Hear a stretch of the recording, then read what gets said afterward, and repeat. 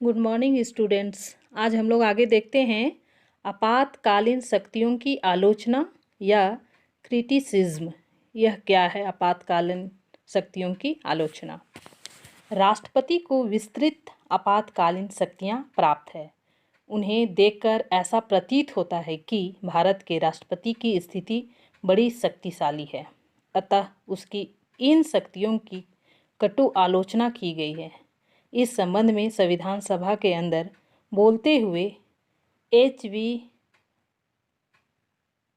कामथ ने कहा था कि जिस दिन राष्ट्रपति अपनी इन शक्तियों का प्रयोग करेंगे वह एक शर्मनाक दुखदाई दिन होगा, क्योंकि विश्व के लोकतांत्रिक देश में इस तरह राष्ट्रपति को दी जाने वाली शक्तियों की दूसरी मिसाल हमें नहीं मिलती।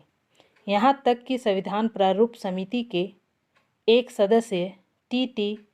कृष्णामाचारी ने इसकी व्यवस्थाओं को लागू करने को एक तरह की संवैधानिक तानाशाही करार दिया था।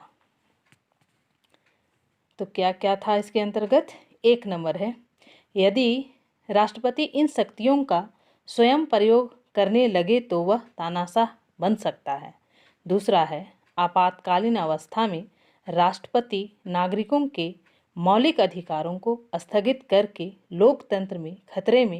लोकतंत्र को खतरे में डाल सकता है।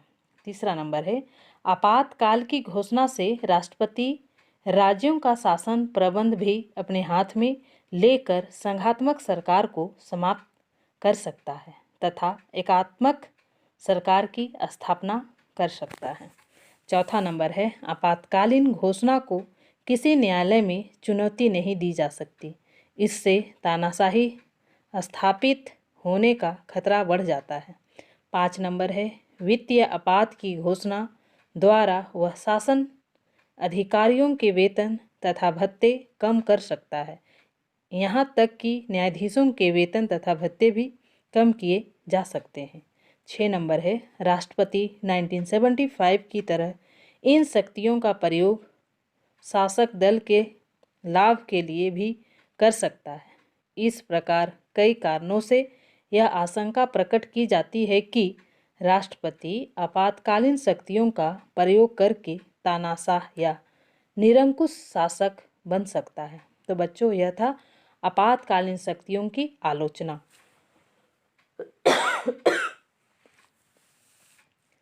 आगे है राष्ट्रपति की स्थिति, पोजीशन ऑफ द प्रेसिडेंट। उसकी क्या स्थिति है?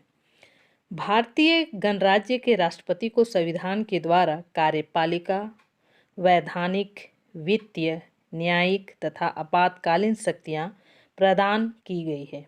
इन शक्तियों को ध्यान में रखते हुए कुछ आलोचकों ने कहा है कि राष्ट्रपति चाहे तो एक तानाशाह बन सकता है, परंतु अधिकांश संविधान विशारद यह मानते हैं कि राष्ट्रपति ऐसा नहीं कर सकता। वह सदैव मंत्रिमंडल की सलाह से ही इन शक्तियों का प्रयोग करता है। फिर भी राष्ट्रपति रबड़ की मुहर मात्र नहीं है, उसका पद बड़ी प्रतिष्ठा तथा महत्व का है। वह शक्ति प्रधान से अधिक प्रभाव प्रधान है। कोई भी व्यक्ति किसी सीमा तक मंत्रिपरिषद को प्रभावित कर सकता है, यह उसके व्यक्तित्व पर निर्भर करता है। भारत के प्रथम राष्ट्रपति ने हिंदू कोड बिल के समय मंत्रिमंडल को प्रभावित किया था। भारत के दूसरे राष्ट्रपति डॉक्टर राधाकृष्णन शासकीय नीतियों को प्रभावित करते रहे थे।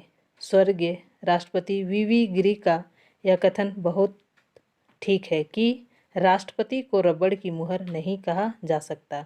यदि वह मंत्रिमंडल की सलाह पर कार्य करता है तो इसमें कोई बुराई नहीं है, जब तक मंत्रिमंडल संसद और राष्ट्र की जनता का प्रतिनिधित्व करता है तो उसे सरकार को काम में बाधक नहीं बनना चाहिए।